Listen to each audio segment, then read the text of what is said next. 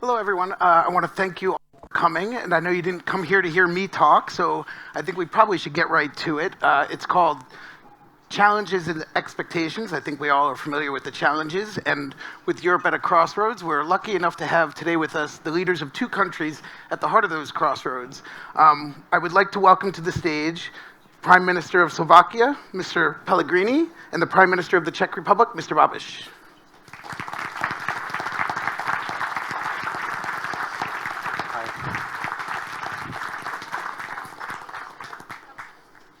Here? Okay.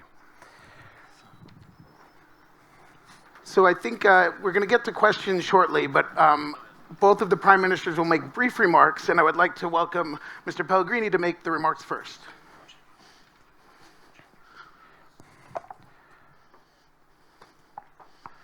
Thank you very much, dear Mr. Prime Minister, ladies and gentlemen. First of all, I would like to thank Globsec for inviting and organizing this prestigious forum whose significance and impact goes far beyond this region.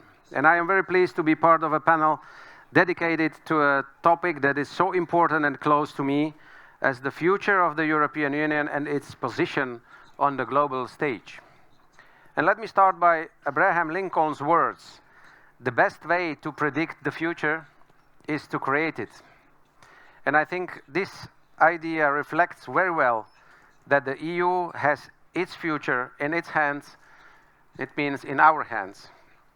European Parliament elections have sent a warning sign. Our citizens are not happy with the current situation. But they have also sent another strong message. Our citizens do not seek simple answers or extreme solutions. They want responsible governance. And I believe the prevailing feeling in Europe is not Euroscepticism, but rather Euro-pessimism. People generally like the EU. They just have doubts about its capacity to deliver. And in order to renew Euro-optimism through the continent, we need a clear vision that people can trust and realistic policies that Union can deliver. Union united, prosperous and secure was the message of the 2016 Bratislava summit, and it also remains valid 3 years later. I am convinced that our citizens desire to have the EU that is prosperous and competitive, fair, secure, and globally relevant. In order to remain at the forefront of economic development, we have to remain at the forefront of technological development. We have to redouble our efforts in the fields of research and development, digitalization, innovation, to remain competitive in the conditions of Industry 4.0. We have to understand that in order to ensure our security, it is not enough to secure our borders. Information, and in particular disinformation, is a new weapon. Hybrid threats are real threats. Connectivity is the new geopolitics. Everything, power, money, influence, information, security, and safety of our citizens and of our critical networks, everything is more and more interconnected with the cyber reality that we have created. And we have to be ready to protect our interests both in the real and also virtual world. Last but not least, protecting our environment,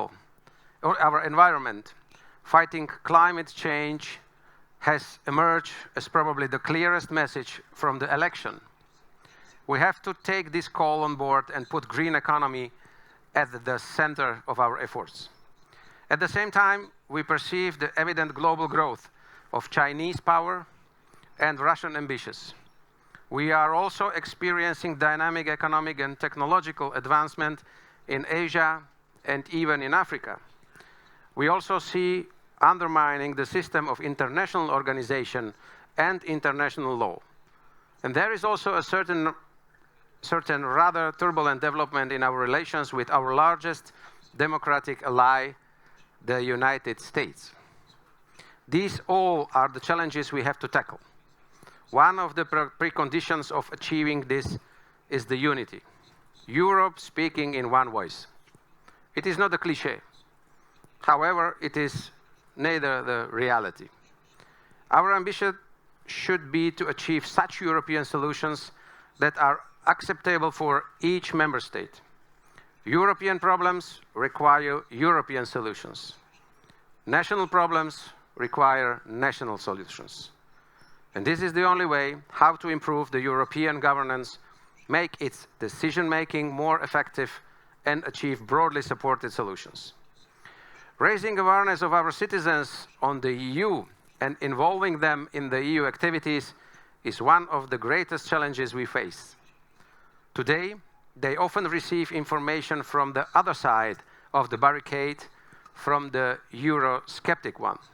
And we must not stay in a defensive position. Instead, we should communicate proactively.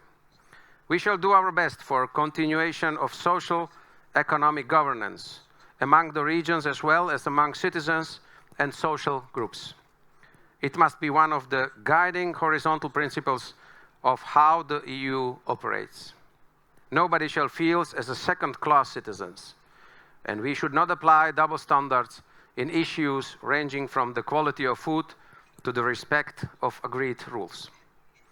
There is a lot to do ahead of us. However, it would be a mistake to dismiss all what we have been built by a simple and all-encompassing call for a change. Our European cooperation stands on solid legs. It does not need to be regrown as phoenix after bursting into flames. The EU just needs to reinvent what made Europe attractive in the past. Its ability to lead by example, to be at the forefront of economic and technological development, to ensure the highest living standards, full respect to human rights, ensure peace and stability through the continent. Thank you very much for your attention. Thank you very much. And now the Prime Minister of the Czech Republic, Mr. Babiš.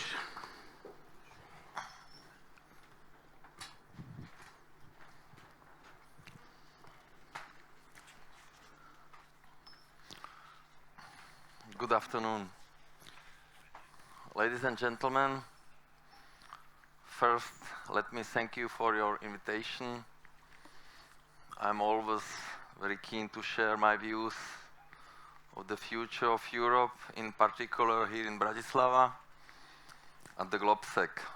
Last week I was with other European leaders in Brussels, and we were discussing the elections and the nomination for the key institutions. I like to say that the European Council should be a coalition government of Europe. Behind closed doors, without phones and advisors and leakers, we were frankly discussing and working to find common ground on what we want for the continent. For me, this is the most natural way of how to deal with the new challenges in the EU. The European Council sets the agenda, and the Commission then implements as an impartial guardian of the treaties. So it is vital to restore the institutional balance in the next legislative cycle. In order to achieve this goal, we have to find perfect candidates for the key jobs in the institutions that will be respecting this key principle. We, as before, want to make sure that the geographical balance is achieved. Apart from institutional issues, a particular focus on the economic integration and the strengthening of the single market is, in my view, crucial. I am glad to see that there are many of us who push European institutions to implement clear objectives for completion of the single market. But it is not enough. There are still a lot of limitations, and if we really achieve the free single market, we can achieve the European growth of 1.5 GDP, which is 230 billion euro more. The four freedoms are essential, but so far their potential has not been fully exploited, in particular in services. The EU must also develop a digital and innovative European economy with the emphasis of artificial intelligence. Our industry must especially remain strong and be based on modern technologies in order to stay competitive in the future.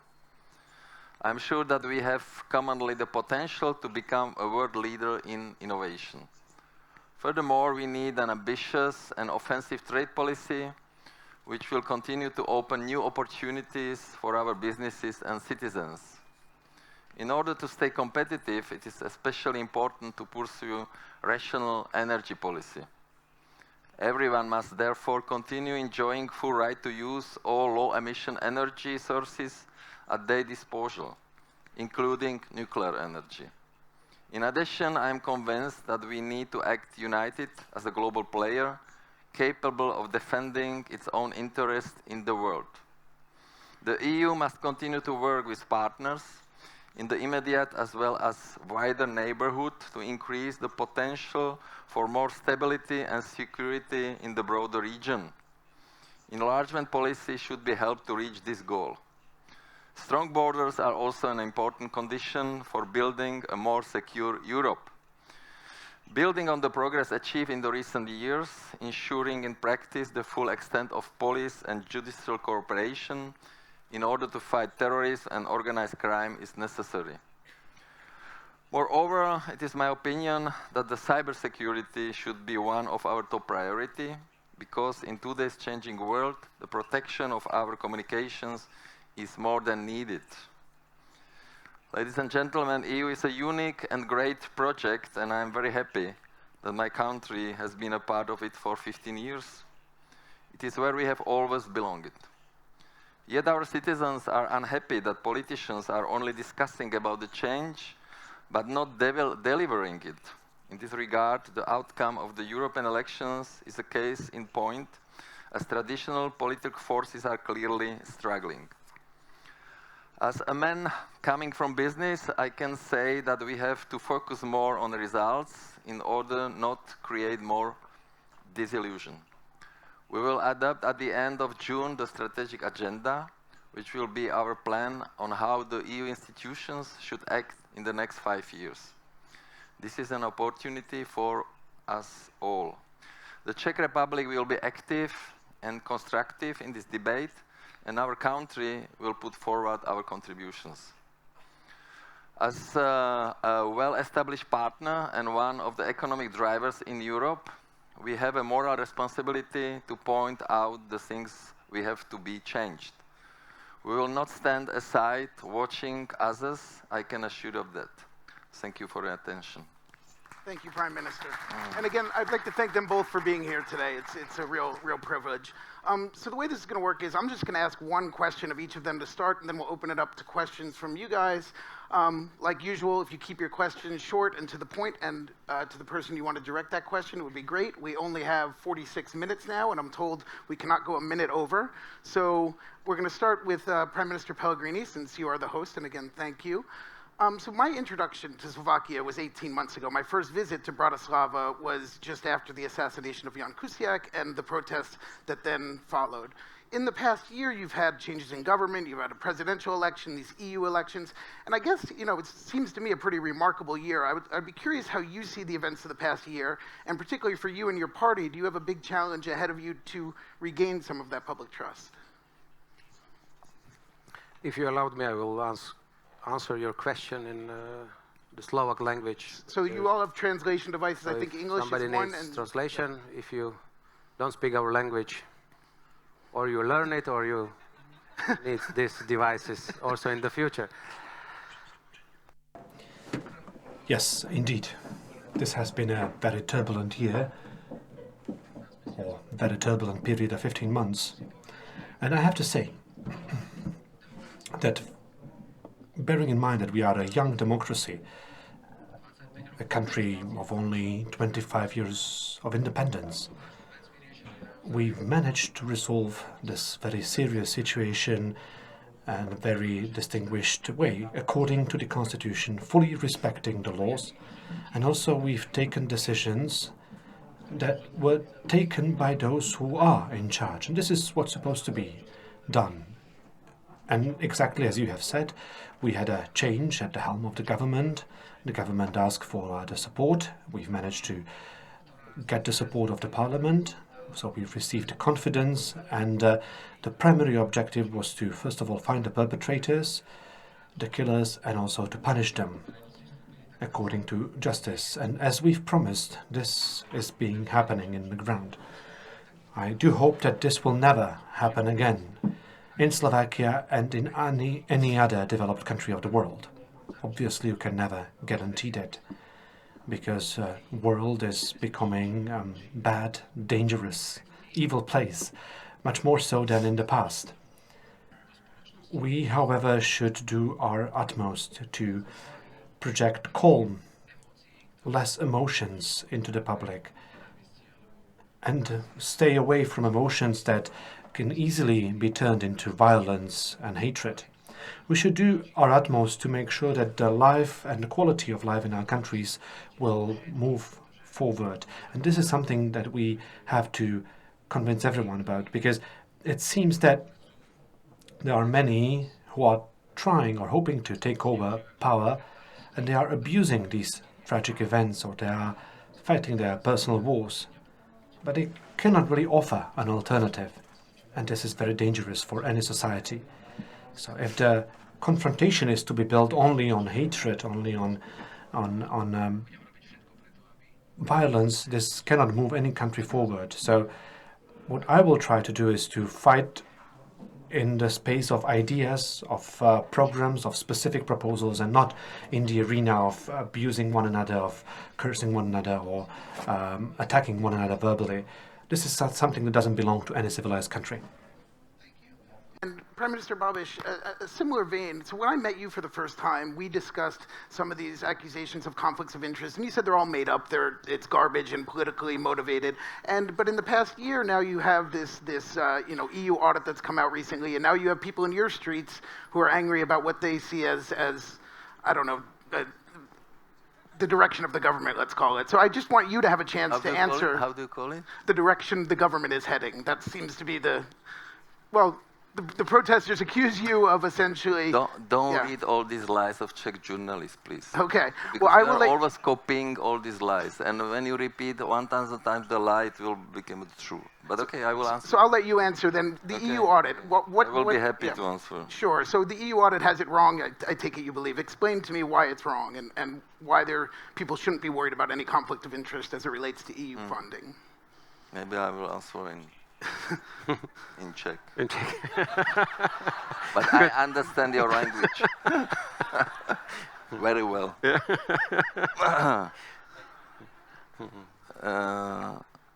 Česká republika.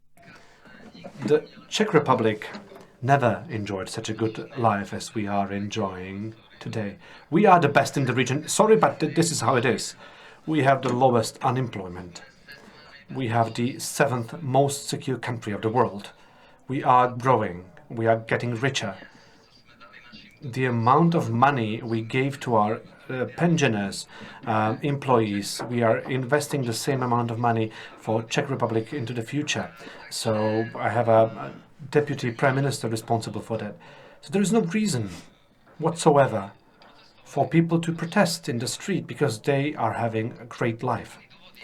The only problem is, and again, I'm saying that those people who don't like me, please complain at Klaus and Mečiar, the former prime ministers. Well, I think it's quite absurd that I was born here. Well, it's not absurd. This is normal. But Klaus and Mečiar, the prime ministers in the 90s, divided Czechoslovakia.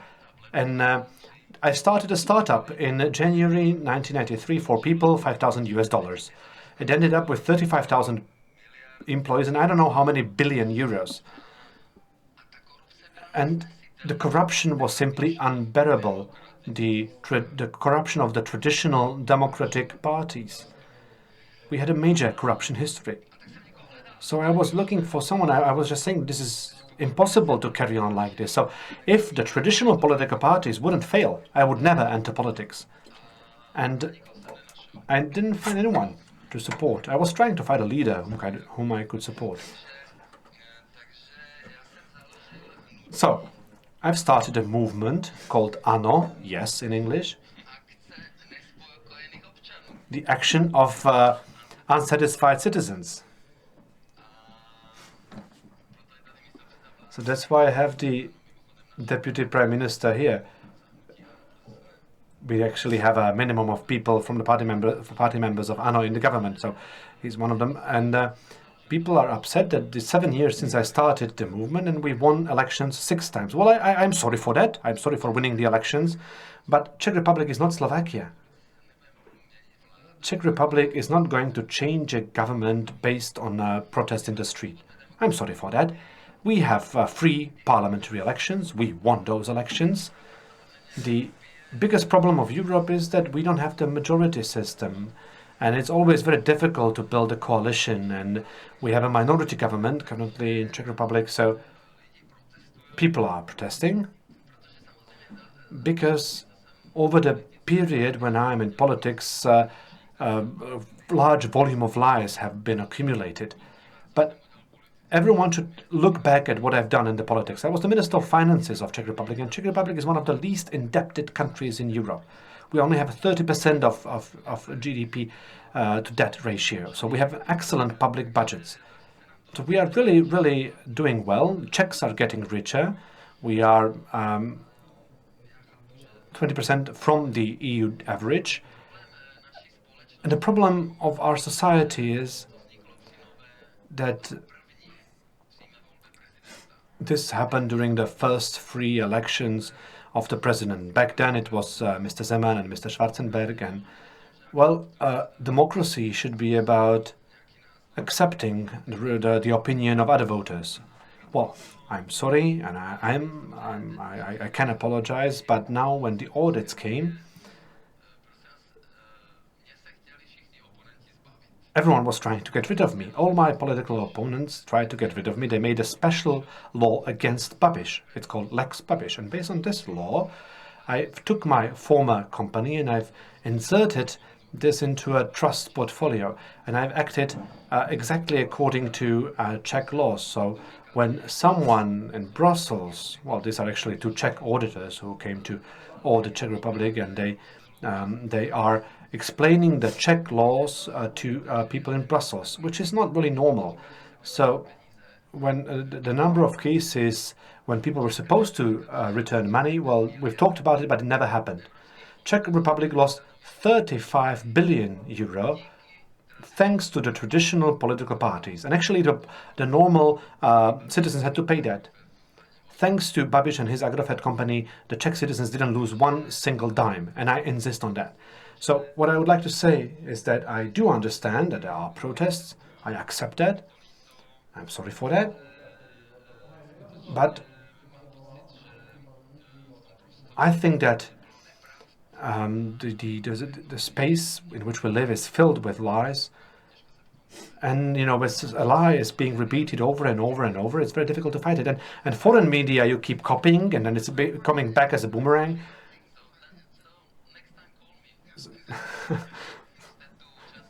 So next time. Some of activist journalists are publishing.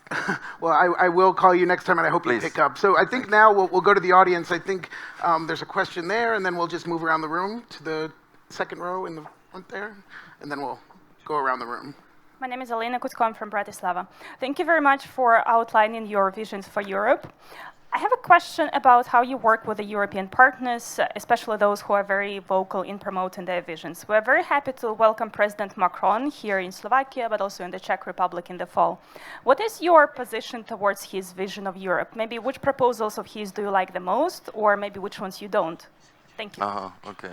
So I just met, my first language is French. I spent 5 years in Rabat, so I'm sitting next to Emmanuel on my left side of the European Council, and of course we have sometimes different views on illegal migration.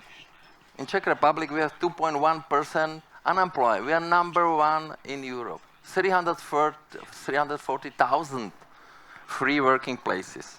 And everybody who is coming to Czech Republic is coming with the working permit. So we are saying we have to fight against the illegal migration.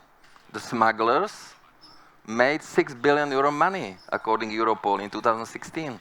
It's not possible that the smugglers define who will live in Europe. So in this point of view, we have different views, but we just met, we four, with Emmanuel Macron, and I mean, a lot of people are changing opinions. Look at Austria. In 2014, they were welcoming illegal migrants, and Sebastian Kurz won elections with anti-migration opinion. So that's why Europe have to be united. We have to be together. We have to really define our foreign policy. We have our trade policy, and we need again. Like I said, and it was not my invention, Chancellor Merkel said in CBU when we were discussing that European Council should be the coalition government of Europe, the Council, Yep. not the Commission, the Council. And this is very important now, because now, of course, we are discussing who will be in which institution, and but with friends, look, I like very much France, and it's really my second language. And but I don't want the, maybe Emmanuel Macron is speaking about the climate change. He wants to have more challenge, but do we really want? In 2014, there will be no diesel and benzene cars in Europe. We will have only electric cars. We had biofuels, solar panels, all solar panels producers in Europe bankrupt. Only China is supplying. So we have to be reasonable, because we four and Germany, we are big of car producers. And okay, let's speak about electric cars in Bratislava or in big cities, but not everywhere. And who is producing this battery? Where? In China again. What is the emission of this battery? Where are Europe have 9% of emissions? And what about planes? What about big container boats? What about China? What about United States? So we have to discuss it, because we cannot really, and we stand with the Paris Agreement for climate change, but we have to be reasonable not to destroy our economy. So, Why the nuclear energy is not accepted in renewables? There is no emission in the nuclear plant. So we have to discuss all these questions, and we cannot really have everywhere in Europe same taxes. Minimum salary, le SMIC en France, €1,529. It's 40,000 Czech crowns. If we apply it in Czech Republic, half of the companies will be bankrupt. So we have to discuss it, and we have a visions of Europe, but we have to come back to the roots for freedoms and so on. But sorry. Prime Minister Pellegrini, I know you want to weigh in here, and we have a lot of questions. So why Just don't we a very hear from- short. Yeah. Look, what I like very much is the dynamic of Emmanuel Macron, because I think this is something what Europe needs. We need to have at the top positions, as Prime Minister Baber said during his speech, really high quality people there, and the real leaders we need to have, and which will really do something with the European Union. And the second, what we need is a vision. I'm saying very critical that we are now negotiating the budget, but we do not have a vision. So we are first looking how much we have, and then how we will spend it. I think it should be always the opposite. What are our priorities, and how much money we need for that? And that should be our budget. And we are not doing it like this. So we do a huge mistake. And please realize that this region, Czech Republic, Slovakia, our neighbors in V4, we are really performing very well. We have a highest growth within the European Union, lowest unemployment rate, and so we are probably we know how to do things. And that's why we have to be also more active to define the future of European Union. Thank you. And I think we have a question there now. Can I add sorry. about the vision? first we have to define the territory. Why Romania, Bulgaria, and Croatia, they are not in Schengen? They are waiting 8 to 9 years already. 9 years they are waiting. We were in Sibiu. The people, they were so happy to be in EU. And what about Schengen? What about West Balkan? Where is the strategy? Where is the Asterix and Obelix village? The village, the Asterix, Obelix. Should be on the sea. We have to defend Europe. Why Macedonia is waiting 15 years to discuss the enlargement? What is the strategy on West Balkans? What is the strategy on Syria, on the 6 million refugees? They want to go home. Syria, Marshall Plan, Africa, where is the plan, concrete plan? So this should be the vision. Foreign policy, trade policy. I spoke with Trump, and Peter, you too, no? Yep. And I asked him, and who is negotiating for Europe? What did he say? And I returned and I said in Warsaw to V4, let's call Commissioner Malmström. And what we realized, she don't have a mandate. Why? Because one country is against. So then finally at the European Council I said, we need a mandate to negotiate with Trump. Trump is a traitor. I'm also a traitor. It's my profession. Well, thank you. And I think just so who we can get around- negotiate with for Europe to defend our industry? So, okay, let's go to a question in the audience quickly. Go ahead. Thank you very much. And introduce yourself if you could. Yeah, my name is Maria Skóra. I live and work in Berlin in a political think tank, but I'm Polish, so I'm your neighbor, both of you. And so my question will go... Our ally. Before ally. Yeah, my question NATO will ally. actually go to this direction. Well, Czechia and Slovakia are half of the V4. The other half is Hungary and Poland. And these countries, these governments decided to take a pretty, a collision course with the European Union. And my question is, aren't you worried that they're going to bring problems to the region? Aren't you worried that this will backfire against your countries, that there is going to be like resentment or certain distrust in the new member countries? And this will... Yeah, that's my question. I don't understand the question. Do you think that the Polish people are stupid? I hope they're not, because I'm... So if they would feel in danger, do you have free elections in Poland? So far, yeah. Okay, so these people, they will change the politicians. In Hungary also, we have free elections everywhere. We have Facebook, we can communicate everywhere. And the people are not stupid. So you're not concerned... They realize where is the truth. Huh? So I don't care. I'm fighting for the Czech interest in the European Union. I am fighting also for European interest when I discuss with Trump. And Prime Minister Pellegrini as well, just to... So we are together before, and we understand perfectly. We have similar views on migration, budget, internal market, cohesion, everything. So I don't want to comment on intern Polish and Hungarian political situation. It's not really my business. But you know, during our presidency, which will finish end of June, and then Mr. Babiš will take over the presidency of V4, we concentrated ourselves more on a positive agenda coming from this region. That we are not, that they don't see on us like a troublemaker, what was before.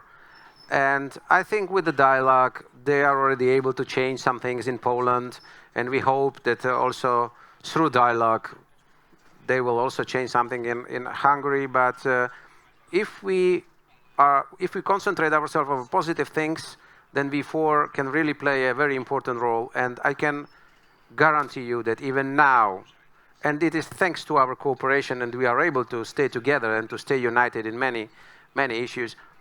Now everybody is watching when they're negotiating about the top 4 position, what the V4 is saying, and what is the opinion of V4.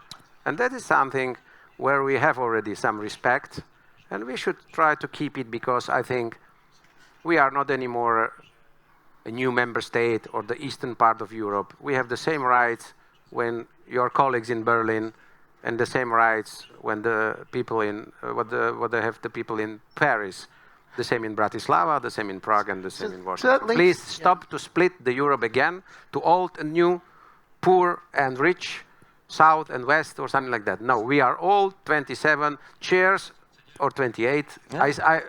I'm sitting with Teresa, so I will be alone next month already. Your Emmanuel is still with you, but my Teresa is leaving, so will be empty chair. But they are 28 same chairs around the table. And if I say no, or Mr. Babiš says no, there is no decision. Right. So So that links into It a works question. well. But one Yeah. remark on V4. Sure. This is 65 million citizens.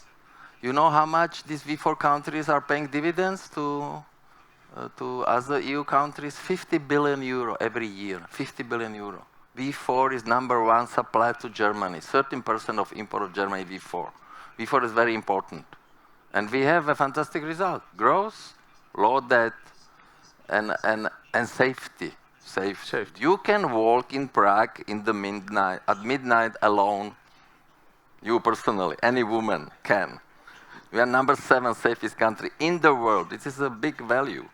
So It's not the case in some other cities in Europe. So there's a question here on Slido that ties into this, so I want you to both have a chance to answer it, which is essentially they want to know what specific concrete constructive proposals are coming from Central Europe for Brussels. What are the very specific things that the V4 countries are looking for from Brussels, very specifically, not broadly? Are there proposals that you are offering them constructively for the future of Europe?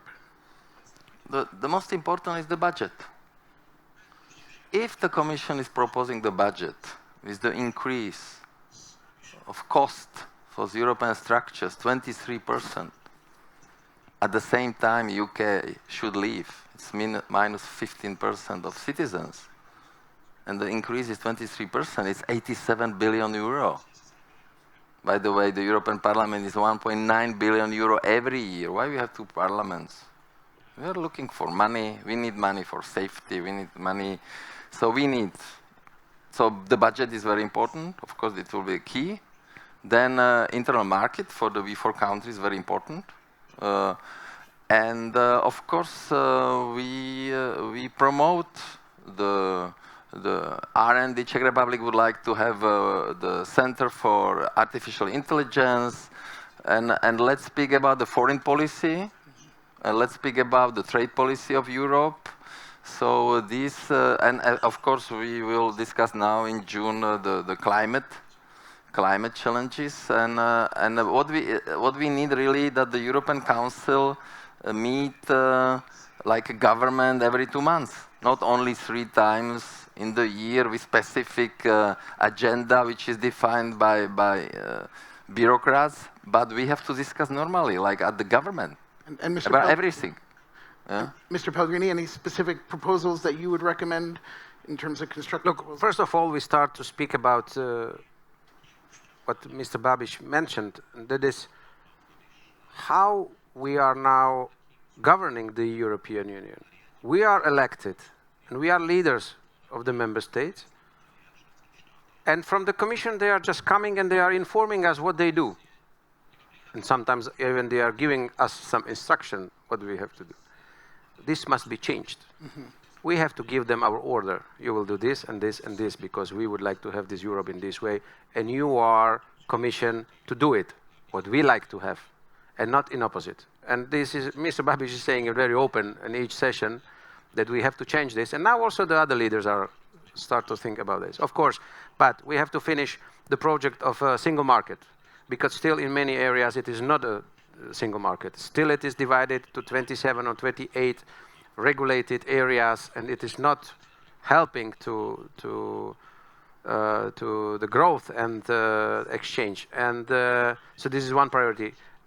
Absolutely, we have to define what should be our foreign policy, represented by really a leader, and not that we all do, you know, Madame Mogherini is traveling around the world, but each country has its own position.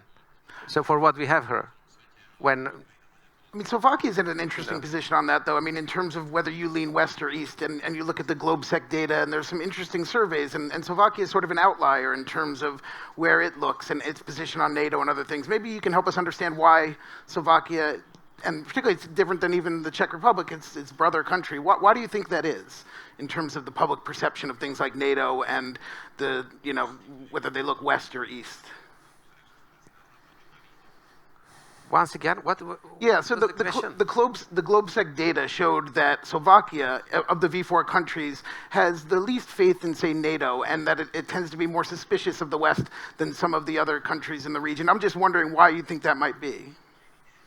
From where you have this data? This is the GlobeSec trends I will data ask here. them from Yeah. where they have it. But now, look, when you speak about the NATO or European Union, I have to say no, Slovak citizens are completely pro, without any problems.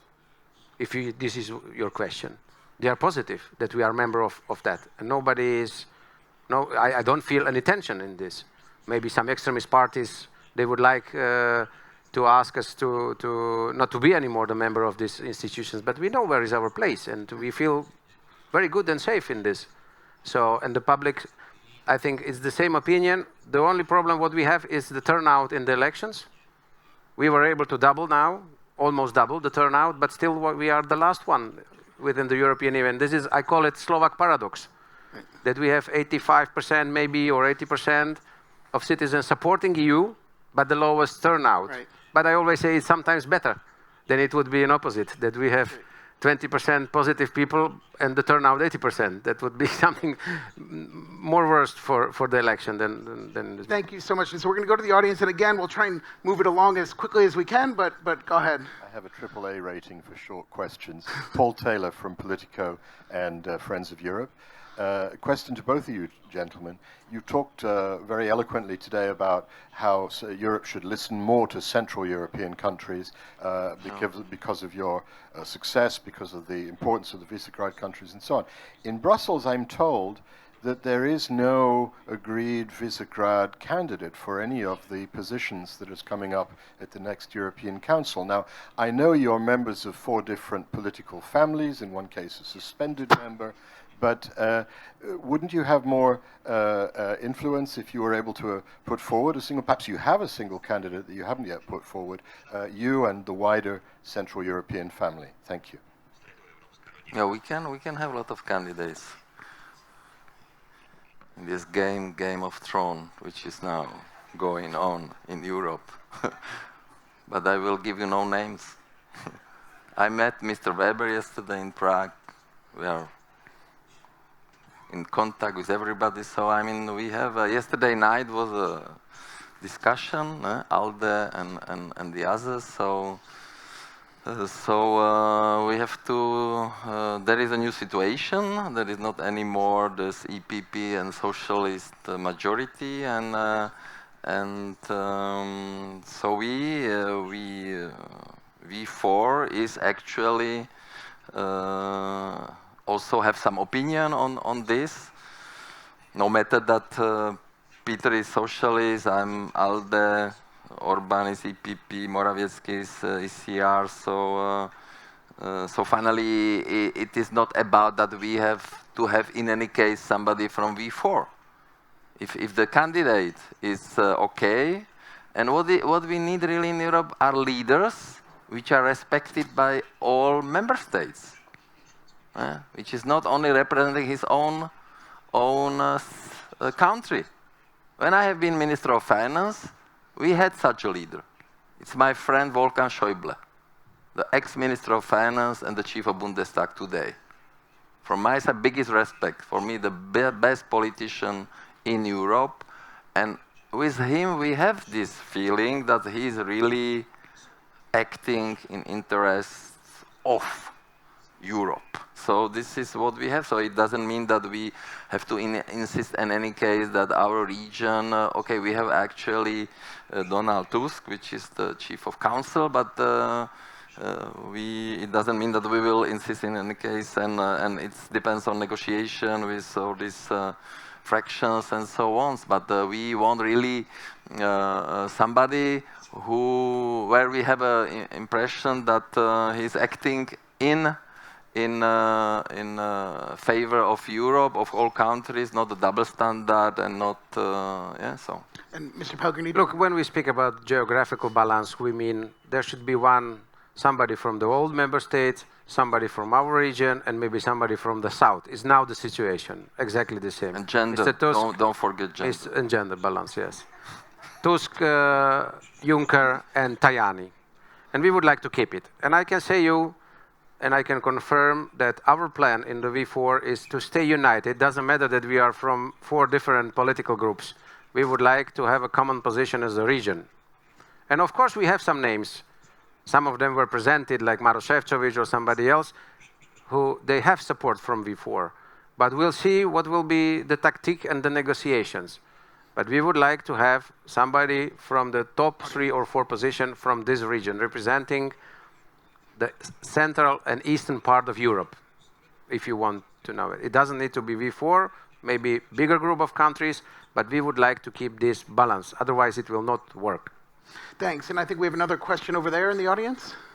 Samuel Rybanski with the Globsec Young Leaders program. For Prime Minister Pellegrini, we have spoken about the domestic context and that making rounds in global media, but we are also, or Slovakia is being given more and more trust from international institutions, and I'm referring to you chairing the Ministerial Council in the OECD 2 weeks ago.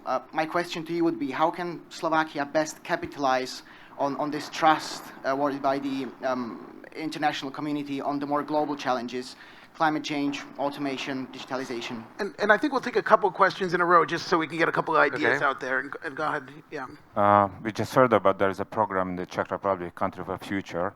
It's very important. It's about innovation. Do you plan anything similar in Slovakia, Mr. Pellegrini, or how you evaluate this program?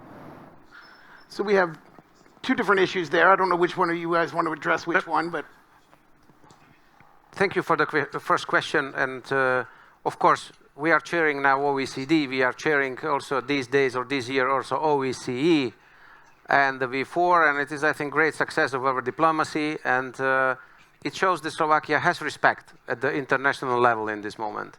And of course, we have to use it also for the future. And I'm also very satisfied that within 1 month, I was invited to the White House, and after 1 month also to Moscow. And I was in a discussion not only with President Putin, but even with the Chinese president yesterday in St. Petersburg. And it's also shown that Slovakia was invited to speak about global problems and sustainable development in the world. And I was one of them at the panel. And so I think Slovakia, as during our presidency in the European Union, also now, can play a role and to be an honest broker.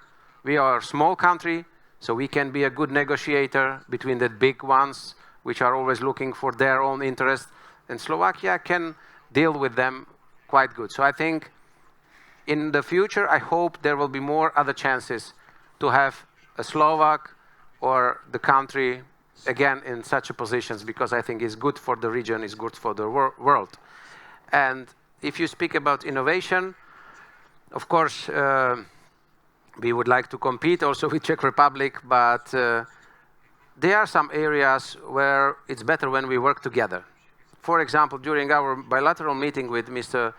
Babiš and our Minister of Economies, we decided that, for example, in the field of electromobility, battery alliances and that kind of things, it makes sense maybe if we go together and not compete.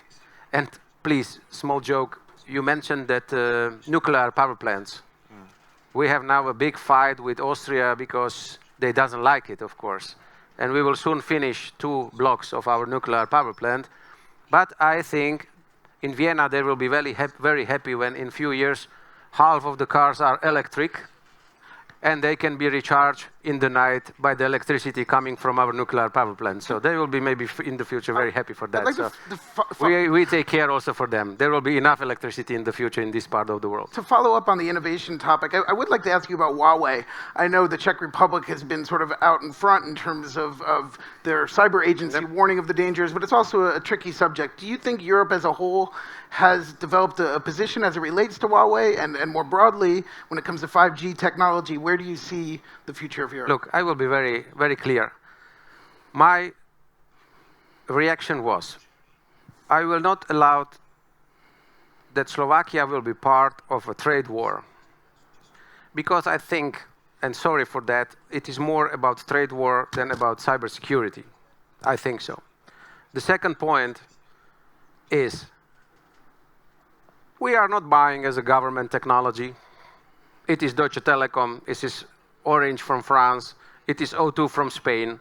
They are all using these devices, and it is their decision which kind of technology they are buying.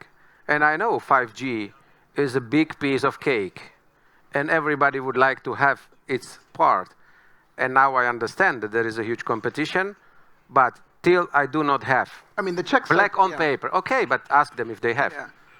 If I do not have black written on the white paper, where is the problem and why it is dangerous to use this technology, I will not do some big political announcement that we will fight against Huawei or something like that. We should be neutral, because otherwise we should test technologies coming also from the other part of the world, because be sure that everywhere you can find something in the digital technologies. And it is not only that part of the world. I'm quite clear, I think. Prime Minister Babiš? Look, we have this independent institution which issued this warning against some Chinese companies. It was, of course, independently from our government, but I think we have to discuss this within Europe, because, of course, the Chinese are very competitive in 5G worldwide, and there could be a threat, of course, if we used such a technology which will, let's say, which will be used in some nuclear plant or somewhere. So there are different views on this, if it is a threat or not. Czech Republic have clearly said this is the threat. Now we are making the internal audit. There are about 160 strategic private and state-owned infrastructures.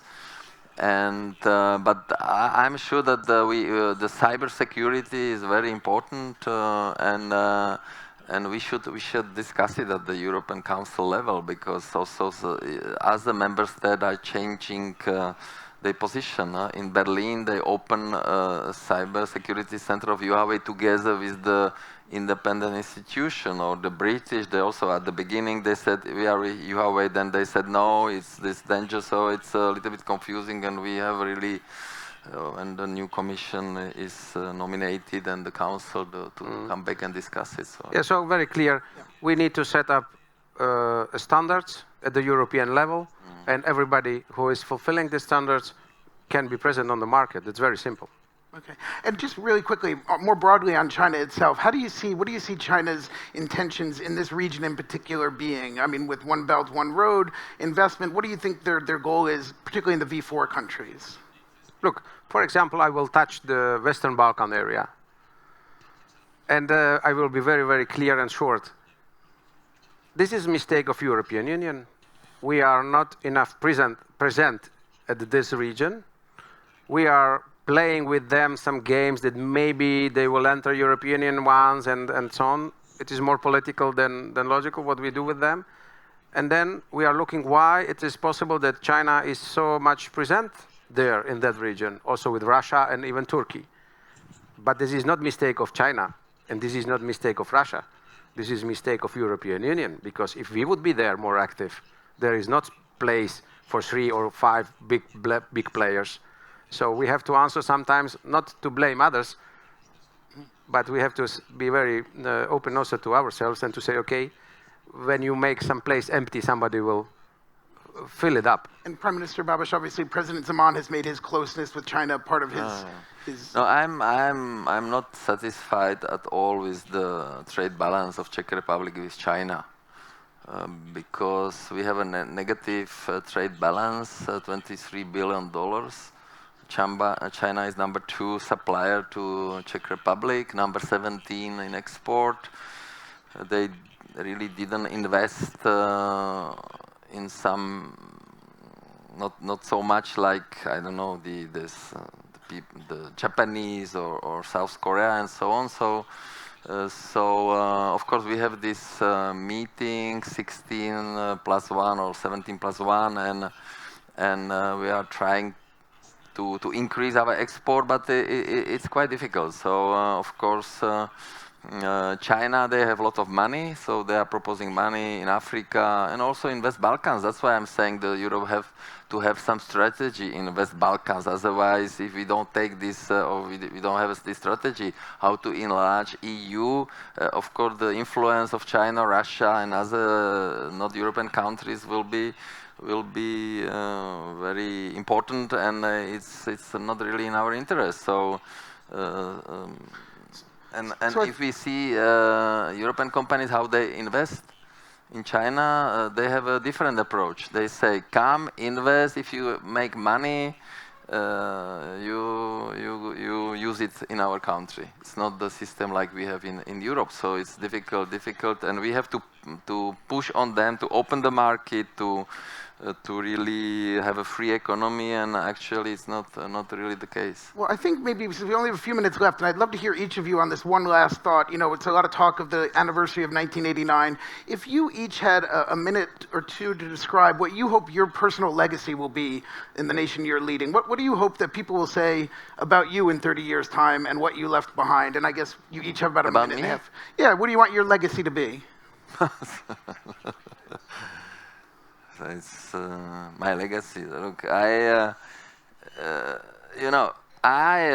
entered the politics, and of course, maybe it was a big mistake because I destroyed my private life, and also the company is suffering everything. I mean, it's not easy, but the whole life you have different motivation. First, you are young, you want to be successful, money, flat, car, I don't know what. So when you are older like me, I'm already in pension, and I create a foundation which is giving to people 7 million euro, poor people, and it's now my motivation to help and also to make something for my country, because I was successful in my country, so I'm now returning this back. And if somebody is saying that I went to politics because of my company, is really stupid. Because so I hope that in the future the Czech people will cooperate with other leaders, and I have everything on the paper because I'm writing the report every Sunday. Yes, tomorrow I make a report, weekly report. When I was Minister of Finance, I have written the report. When I was in minority government, so I have everything evidence, numbers, and statements. So everybody can compare it, and so that's why I think it's legacy. So I'm the example where the other businessmen, if they see what is happening with me, will never go to politics. Never. Okay. So, and I apologize to everyone for not getting to all your questions or the Slido questions, but Mr. Pellegrini, I want to let you have a stab at what you hope your legacy will be, and in 30 years, what people will say about your leadership. Okay, I hope they will still remember my name in 30 years. And but it would be great, but for that I need more time than to be prime minister less than 2 months or 2 years or maximum 2 years, because next elections are in March 2020. So we'll see what will be after. But if I would have a chance maybe to be a prime minister longer, it would be great if they would say in 30 years that Pellegrini started a second era of the Slovak future, because we have now behind us a quarter of our century, 25 years of independence. And that would, if they would say, and then he started to change our country from an industrial country to a modern, innovative, dynamic country, which is really open for innovations, for good education and clever people, that would be great if they would see my role as this, I minimum started. I don't say that I will finish it, but even when they think that it started at that moment when Pellegrini was a prime minister, I would be very, very proud of it. And I will do till my last day in this position everything for it, because it's good for the country, not because they should remember me. Okay, and so you don't regret going into... Yeah, go ahead. I remember now my legacy. Yeah. My legacy, I copied from Donald. So I want to make Czech Republic great again. It is red basket. Well, I think on that note, again, I apologize for not getting to all the questions or all the Slido questions. The prime ministers are very busy, and so I want to thank them again. We really do appreciate their taking the time and being here. So if we could thank the prime ministers, and then we're going to take a short break, and we're going to go into the last session of the conference, which will be led by my colleague, Stephen Erlanger from the New York Times in a few minutes. But again, thank you both very much. Thank you. Thank you very much. Thank you. Compliment.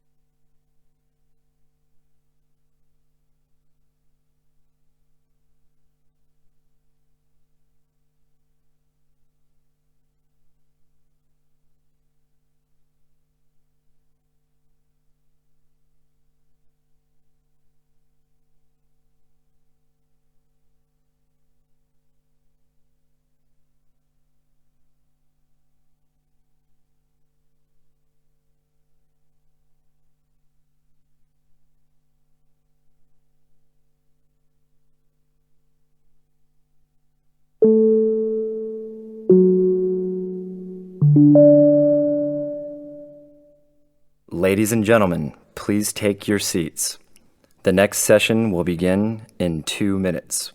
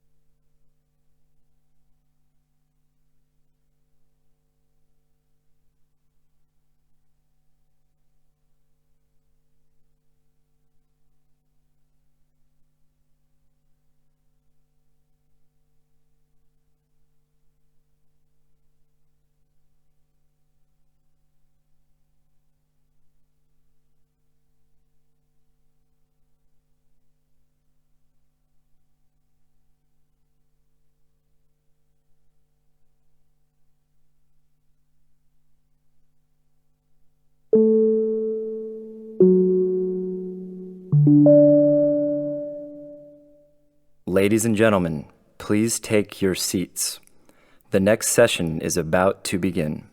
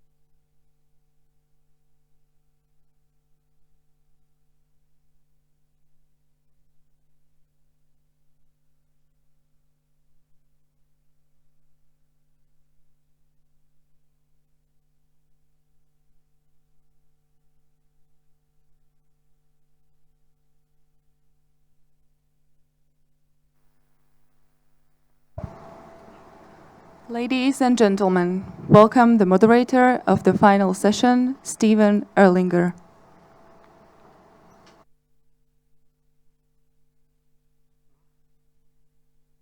Hello. I think you're applauding that this is the last session. I think we're all tired, but I'm really impressed that all of you have stuck with us, and I really appreciate it, so thank you. We have an hour. There's a lot to talk about. The first thing I would like to do is introduce my fine panel who've been put to work for days now. First, in order certainly of seniority, we have the Foreign Minister Miroslav Lajčák, who's probably the longest ranking foreign minister in the European Union. After Jan Asselborn. Yes, after Jan Asselborn, which is quite extraordinary, and we want to talk about that a bit. Next to him, Maritia Schaake, I'm probably mispronouncing as I always do, who is a workhorse, has been one of, I would say, and I'm slightly biased, one of the stars of the last European Parliament. Sadly, didn't run again, but will have a great future, and has been dealing a lot with digital issues and privacy and all that very important stuff. Next to her is the very distinguished Michael Chertoff, who was head of our Department of Homeland Security, is now currently chairman of Freedom House, which is a very important organization, and then has his own company. And the highest ranking person we have is John Allen here, former American general, now running Brookings Institution, which is, as I think you know, one of the great American think tanks, and one I and many of you here, I think, have had contacts with for a very, very long time to come. Now, you all know, you probably at this point know about Slido, and I'm very happy to have you, as we go along, ask some questions, which I'll try to manipulate properly. But it's hard to kind of summarize a three-stage event. I first came to GlobeSec when it was one stage and much more intimate many, many years ago. And now it's, you know, everything's the Brussels Forum. And it seems almost designed for production values. But we want to get into some substance. I think that's what we're really about. So I have a bunch of questions that will deal with some of the lessons, I hope, of these days. And that's what I would like you all to think about, too, is what you can take away from these very intensive conversations. So first, partly because this has always been an important place for transatlantic relations, I just want to ask this kind of very difficult question of each of the panelists. When you look at the world, the global order is never the same anyway. I think we should learn not to be nostalgic. Do you look at the world and worry most about Russia? Do you worry most about China? Do you worry most about multinational digital empires? Or do you worry more about our own failings and disappointments in the way we've organized our own societies? So that's really the first question. Marietta, do you want to start? Don't mean to put you on the spot. Thank you. It's a great, great little question to think about. No, I think you're right. There are so many challenges. And what I come away with after these very valuable discussions over the past couple of days is with an enormous sense of urgency to get real about the rifts in the transatlantic relation. I mean, we have to realize that we're among a self-selected group of people that value this relationship, and I think it's very much anchored in a significant past. But that doesn't mean that it automatically carries over to the future.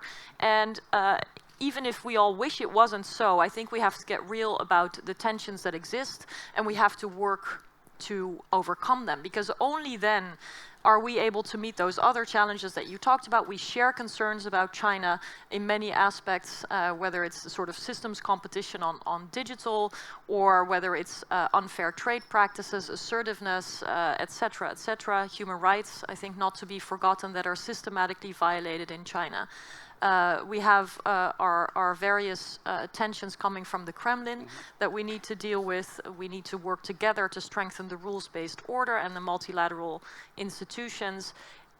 The need for sort of upgraded democratic governance model along with other partners is very, very urgent, but it must rest on a working transatlantic relation. Right. And so I think one of the things we must do is not to do wishful thinking about it, but to get real and overcome the problems that are unfortunately present. Yes, exactly. Minister Lajcik, you Yes. must have done thinking. As you do this, I'm supposed to wander to the other lectern, so I apologize. So I'm sort of wandering gently. And I'm supposed to remain seated? Yes, go ahead. Yeah. Yes, I am worried about the fact that the world order is falling apart. We have different strategies that are competing. China is the one who speaks most loudly about multilateralism, but it's the multilateralism on their terms. Russia is telling us, don't make any references to the rules-based order, because this is not our order. We were not asked to help drafting the rules, so it's your rules, and we will play by our own rules, and that's what they do. US, with this administration, is saying we will remain party to the international agreements and organizations that follow our interests. And the European Union is nowhere. The European Union is too busy with itself. We are the only ones who are believing in values, but somehow we are not projecting, we are not acting, because we believe that we have the luxury of focusing on our internal agenda first and then dealing with the external agenda, which is a big mistake. So I'm very much afraid that one day we wake up and we will find out that the world has changed completely, and we have no say, we have no role in it.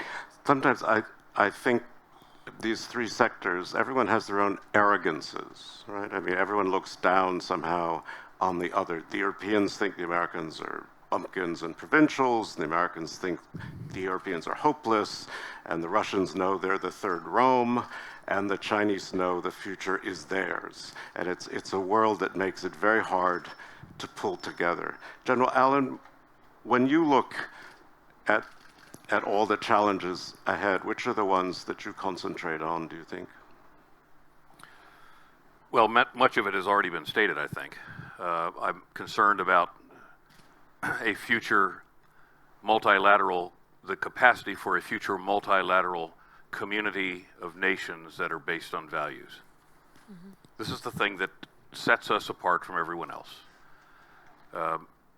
Earlier I said we spend a lot of time thinking about the year 2070, 50 years from now, and a values-based community of nations that has strong economic ties, that has the capacity for a political vision into the future, that has harnessed the capacity of technology.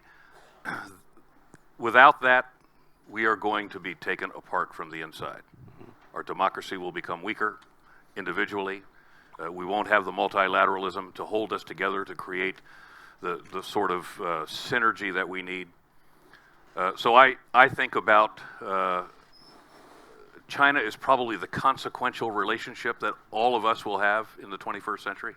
It's about opportunity, but it's about challenge. I think India has the capacity to be an indispensable relationship, a strong democracy apart from this most recent election. Russia is an adversarial threat, and we'll have to deal with that. We ought to deal with it as a community. But I believe that the transatlantic relationship is the essential relationship for all of us as individual states, but also the community of nations based on values. Yeah, I think that's especially true in a world where the West is smaller. That's right. And sort of getting smaller. I want to make an important distinction. We keep talking about the West, and I'd rather talk about, I don't mean to sound jingoistic, I'd rather talk about the rest. because there are two very sophisticated, actually three very sophisticated democracies in East Asia that have strong adherence to constitutional government, that are adherence to the rule of law, for whom the rights of women and minorities are important. They're technologically advanced. We ought to be thinking about them all the time, and I think there's a bit of hubris, especially in this environment today, when we just talk about the West. It ain't about the West. It's about all of us together. Do you think we all share the same values? We keep talking about universal values. Well, do those actually exist? I think if we all listed what are the top 5 values that define a successful liberal democracy, it would be inclusiveness, adherence to the rule of law and accountability, a commitment to human rights and equal rights. And I think we would probably all have most of those would be synchronous. So again, for me, I worry about the diminution, the degeneration of the capacity of democracies to function individually and to come together in multilateral organizations. And at 2070, almost as much as I'm worried about that, I'm worried about the existential reality of climate Yes, well, change. we would like to get to that, but Mr. Chertoff, if I can roughly ask you the same question, when you're trying to protect the security of the United States, it's almost an impossible thing to think about, frankly. On the digital side, what worries you the most? Is it stealing? Is it social media? Well, what drives you nuts? So first of all, I mean, I'm largely in agreement with the panel. I think from the lens of the digital economy, obviously we worry about stealing of identity and stealing of money, but frankly what I am more concerned about are 3 things. First, the use of cyberspace as a domain of conflict with potential physical spillover. We've seen that with ransomware, for example, in the Ukraine, NotPetya, which really shut down a lot of business activity by freezing and encrypting the data. You know, it's been publicly disclosed by the Department of Homeland Security that we found malware in our electric grid. It's not hard to see a world in which we get actually destructive activity which has a physical manifestation. So I think that's one concern in terms of digital activity. Second concern is disinformation and the use of the digital sphere as a way of undermining the unity of effort and cohesiveness within our own countries. You know, this is sometimes described as disinformation or active measures. It's broader than, quote, fake news, which is a term I dislike because I particularly dislike it. It covers way too much. And frankly, many of the things that are most disruptive are not totally false. What is fake is the amplification of certain stories in a way that drives them to be more popular and get more attention than would normally be the case. But that can have a very destructive effect on our democracy. So I'd be concerned about that as well. And finally, I'm sure we'll come to this, as we move to 5G, the economy of the world, and in fact, much of the ordinary day-to-day functionality is going to be dominated by the infrastructure of 5G. And who controls that infrastructure, sets the standards, controls the supplies, and manages the hardware and software is going to be in the commanding heights of the economy over the next generation.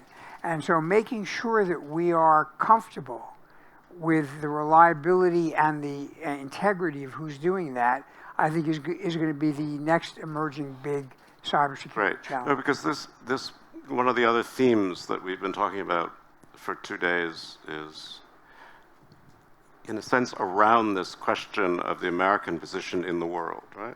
Is America declining?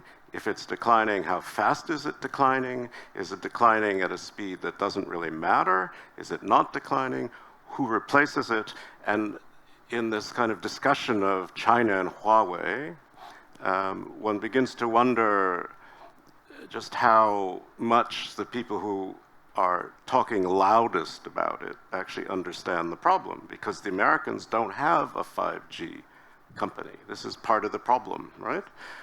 So, you know, this is one of the big questions. And I actually first wanted to ask Minister Lajcak, how do you see the United States? Do you see the United States as gently declining, as not declining, as something that needs to be somehow supported by its allies, living nicely in a world that's changing, or struggling? I don't see United States declining. I see United States changing their strategic doctrine. That's good. United States that is pursuing their own interests, and they make no secret out of it. America first speaks for itself. That means they don't want to be everywhere and to deal with everything. They want to deal with issues that they believe serve their national interests, and they do not necessarily think that they should play by the rules. They believe that the interests are more important than the rules. So that's the reality. I think in the previous years, the U.S. overstretched itself, and the American people are tired of it. So President Trump responds to the demand from his people. And as a reaction to it, there are other countries who believe that there is a void, an empty space that they can fill. And that's why we see more assertive Russia, we see more self-confident China, we see Turkey, we see Iran, and other players who really believe that since there is no longer one country that has the ambition to keep the world in order and make sure that the same rules apply everywhere, that's why we are moving from multilateralism to multipolarism, which unfortunately means creating several spheres of influence controlled by several countries. Yes, which to some degree, one sometimes has the sense, talking to Russians and Chinese, that's kind of what they want. They want spheres of influence. Yes, right? yes, exactly. Ms. Schaake, did you want to come in on this question of the American position? Well, I do think indeed it is shifting, and I'm not sure that the countries you mentioned, like Iran and Turkey and Russia, are necessarily responding to Trump's shift in direction. I think they were constantly trying to exert their influence, but it is. But they are no longer contained by the United States. That was my point. Yeah, or in a different way. Yes. Yeah, I agree fully with you. But I think what it means for Europe is a couple of things. I'm not as pessimistic as you are about the EU's ability to step up. I think in a number of areas we have seen the EU stepping up, and I think we should encourage more European leadership in the field of rules-based trade, for example, in the field of human rights, in the field of governance of technology on the basis of values. And in that sense, I think we need to start bringing together values and interests. There's a lot of talk about, projecting interests, being sort of cynical, zero-sum about interests. But if you think about democracy, then values and interests are the same. Right. And the rules-based order serves our interest because it protects our values. And in that context, I really hope, also thinking about the very important points that Michael Chertoff mentioned about digital, that we can come together, because the digital environment, the digital world, perhaps more than any other sphere, brings together economic interests, security interests, and human rights interests. And hopefully that can be a sort of focal point for the US and the EU together to develop a, let's say, rule of law online kind of model that addresses security concerns while protecting rights and values, that safeguards economic interests without compromising the values. Right. Mr. Chertoff, our two senior Americans, I'd love to get you in on this question, and also in part what Marietta just said. Is the digital world a vulnerability for the United States, or is it a strength, do you think? Well, like most things, there's a positive and a negative side to it. One thing I would say, first of all, to go back to a discussion slightly earlier about, using the term the West, which I agree with, I find a little constraining. I've actually gravitated to the term like-minded nations, recognizing that there are, in much of the world, nations that more or less have a similar fundamental set of values. There are differences even between the EU and the US on some details, but we're not really fundamentally at odds. I would put Japan in the category, Australia, other countries. And I say that because I think as we look at the digital world, one of the challenges now is there going to be a single global internet anymore? And for a long time, I was a firm advocate of we should not have a balkanized internet. We need to have a global, maintain the global quality of the digital space for economic and other reasons. I still think that's true among like-minded nations, and I think some of the differences can be sorted out and kind of dealt with. But I started to wonder whether when you deal with China and Russia, you are dealing with such a fundamental difference in the way data is used that it may actually bifurcate the internet, and there may wind up being what I would describe not as a wall, but maybe a membrane between the like-minded nations and a group of countries that have a very different set of values, simply because, for example, one of the things that the Chinese do with data that they acquire, whether it's data that's stolen or data that they get in the course of business, is they've openly said they're building artificial intelligence and they want to be the leaders, and the way you build that is data. And when you read stories about, for example, theft of 75 million files at Yahoo or 25 million files at the Office of Personnel Management, common sense tells you that's not a criminal group. You're not going to do credit card fraud with 25 million files. That has got to be a nation state building a giant database about everybody in the world. And when you combine those kinds of things with the hotel records that were stolen recently, there was a hack into hotel records. I think in Singapore there were medical records that were vacuumed up. It gets scary to think about what can be done with that data from a nation state that has the capability. So protecting our data from a geopolitical challenge is now going to become an issue we have to think about. General Allen, do you want to add your thoughts? Well, first thing I would say is that the United States is not in decline. Look, I'm European by heritage, I'm an American by birth, but I'm an internationalist by choice, and I strongly believe in a values-based community of nations. I strongly believe that's the future for all of us. Something less than that means our future is at risk. So I absolutely believe in that. We find ourselves in the States today, and sadly with our precious friends overseas, in the situation we're in because of a series of conscious decisions, not because of the ultimate decline of American power. And so I'll make this point.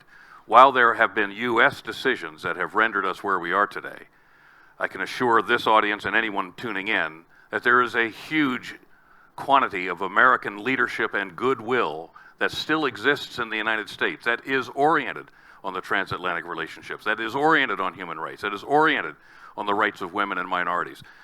There is still American leadership in that regard. That will not change, and the global community should understand that. To Secretary Chertoff's point about the community, I think like-minded nations is a good term, but I think it's broader than that now. It goes back to the comments we've had last couple of days.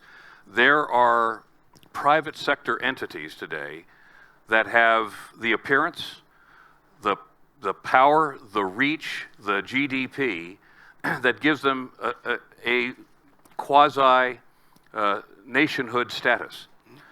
And so for us to think about the future solely in terms of Westphalian sovereignty and not be prepared to bring in the digital space as well, because they are trending, I think, in very useful and helpful ways towards the commitment to ethics that you talked about and human rights. But they're never going to become Westphalian states, so we need to bring them along too, because they're hugely helpful and consequential, particularly, as the Secretary said, as we get to the edge of the digital environment, the horizon that we have to cross. And then final point I'll make, look, I think that a strategy that attempts to contain China is a failed strategy. We've already seen that with the microprocessors that we attempted to prevent the Chinese from having, and they built their own, and they have a supercomputing capability that's entirely indigenous. And if you want to have influence, and part of the idea of free trade is a trade of influence back and forth, then we should continue to have digital intercourse and economic intercourse with the Chinese in as many ways as we can as we can imagine, not constrain it. And now on the Huawei piece, I'm not sure where that will end up.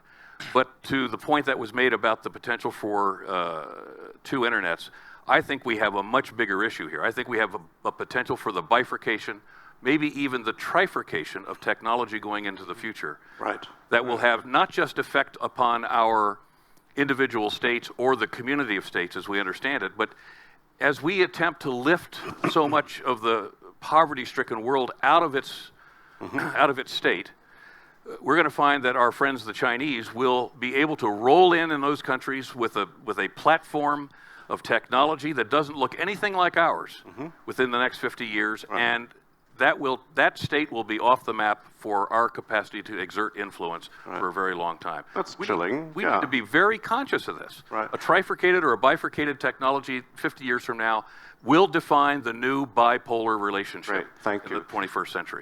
I do want to remind the audience, if you deal with Slido, you're capable of sending me questions. So I would urge you to think about that. One of the things all of this has made me think about is the large American digital firms, let's say Google, Facebook, right? They're much more resistant to government control and involvement and direction than I presume the Chinese system is, whether it's WeChat or something else. And if you are describing a digital world that's very divided and that depends a lot on AI, do you think this is a big dilemma for the American government, for American security, given our values about privacy and protection of the individual? I mean, I don't think any people really realize what they give away every day, and they get nothing for it. I mean, the joke, of course, is if you asked an American if they would put a chip in their head so that the government would know where they were at any given moment, they'd say, oh, that's terrible, but we carry one around, and it does exactly the same thing, and we don't even think about it. And in Britain, I lived in Britain, it's the most photographed citizenry on earth. There's a camera on every corner. There's no privacy at all in this place without a constitution, but which calls itself a great defender of individual rights, where a person's home is his castle. Well, that's fine until they step outside. Then it's everybody's. So I'm kind of curious to ask you, Mr. Chertoff, whether the relationship with Google and, I mean, you know, whether these issues, and I'm trying to articulate this in a proper way, whether our concerns about privacy and individual rights in the end harm us in this competition for the digital space with more authoritarian states. Well, so I think that there are two elements to that. One is, would it be easier to build AI if you had rules or laws that allowed national champions to hoover up every data element about every single person and feed it into a machine learning computer? Yeah, you'd be more effective in building AI, but it would be a nightmare to live in. It would make George Orwell's 1984 seem like a paradise. But I thought you were also going to point us in a somewhat different direction, which is the whole issue about the way data is collected and used and monetized and transferred has really put more power in the hands of the private sector than in many cases governments have, at least governments that operate under the rule of law. Now, let me separate two types of companies. There are companies that basically make products. And frankly, their business model is simple. You buy my phone, you buy my service, and you pay me money, and I make money. And they don't really live off data except to improve the quality of the product. But then there are companies that basically monetize your data. They don't charge you for the service in the sense of giving you a bill every month. You simply pay with your data, and then they monetize the data by selling it. And I think most people don't realize, and I wrote a book about this last year called Exploding Data, most people don't realize that the data is not only harvested from what they generate, but it's harvested from what others generate about them, and then it all can be aggregated and stored, and so it's possible to have an infinite number, practically, of perspectives on a person's life, and much of this is in private hands, and it may affect employment opportunities, what the cost of your insurance is, things of that sort. And I think we're only just beginning to come to grips with that as Western or like-minded societies, well, I shouldn't use the word Western, but as kind of democratic societies. Sure. And in that sense, you're right, we have a disadvantage relative to a totalitarian regime that can simply mandate that all that data be turned over. And Exhibit A for that is the Uyghurs, who are basically now living in a state more or less of constant surveillance and being confined. Thank you for bringing that up. I think it's very important. And thank you, General Allen, for bringing up India, which we haven't talked much about either. I mean, before I go to a couple questions, I did want to ask about, in the middle of all these discussions about what will change our lives and what will touch upon them, the word climate got mentioned. But I mean, for Europeans, it's also a question of climate, what happens to climate in Africa, right? What that does to migration. I mean, what that does to a Europe already quite divided, and certainly of, you know, a sort of Central and Eastern Europe quite strong against excess migration or even migration of much of any kind. And now we understand that 1989, which we sometimes thought of as the Great Liberation, was also a time for a renationalization. It was a time where occupied lands could take back their sovereignty and take back their identity. And having been under this closed umbrella of the Soviet space, where there was very little migration, I can promise you, very little border crossing that was uncontrolled. Here you do have a kind of conflict of interests while the climate changes and pressures build. So, Minister Lajcak, I just want to ask you about that. I don't want to put you on the spot, but this is coming to Europe. What should Europe do about it? Well, first of all, we all should be able to address the root causes, and climate change is one of them, and unequal development is another one of them. And we have these great plans, the Paris Climate Agreement, we have the Sustainable Development Goals, but we are failing to deliver on them, and we are set to declare in 2030 that we were unable to meet our noble goals. Both strategies are grossly under-budgeted, and we don't seem to care about it. But that means that we basically accept the fact that we will have one part of the world that will be developing, thinking about digitalization, 5G, 7G, whatever, and there will be another part of the world where people will be struggling to get water, to get basic food, and they will obviously opt to go and seek a better life elsewhere. And therefore, we really have to do a much better business, much better work in letting everyone understand that these global goals matter to all of us. Otherwise, there will be no way you can simply avoid the clash between these two worlds. So this is one thing, the root causes. And we are left with how many? 11 years to meet our goals. And as I said, right now, we are set to fail. When we speak about migration, we have to see it as what it is. It is a global phenomenon that has been here since ages, in all directions, and there is no way you can stop it. You cannot close your eyes. You may try to manage it.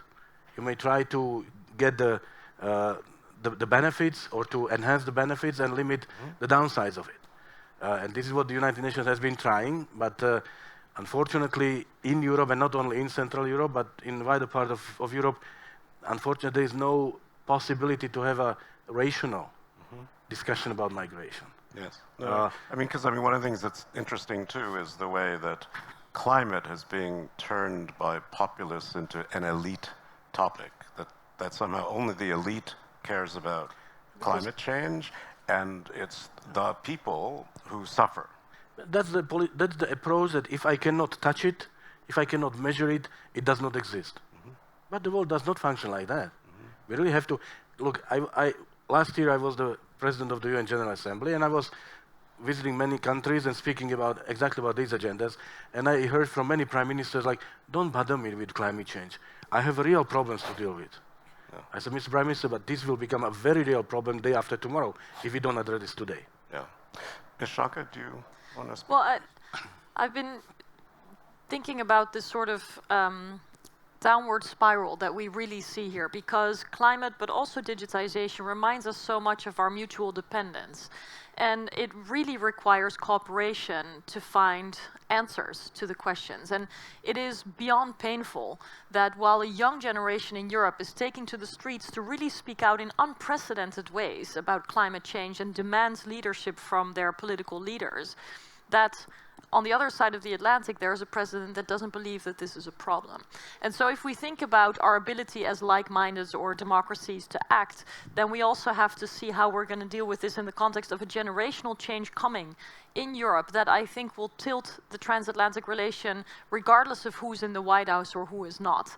So what meaning do we give to that kind of global governance, global leadership together as democracies is very prominently coming to a key moment when it comes to climate change, and in many ways also the digital world. Because if you're optimistic, you can see in governance of digital aspects in the digital world an opportunity for more transatlantic convergence, for coming back together and articulating what it means to be a democracy for the next generation.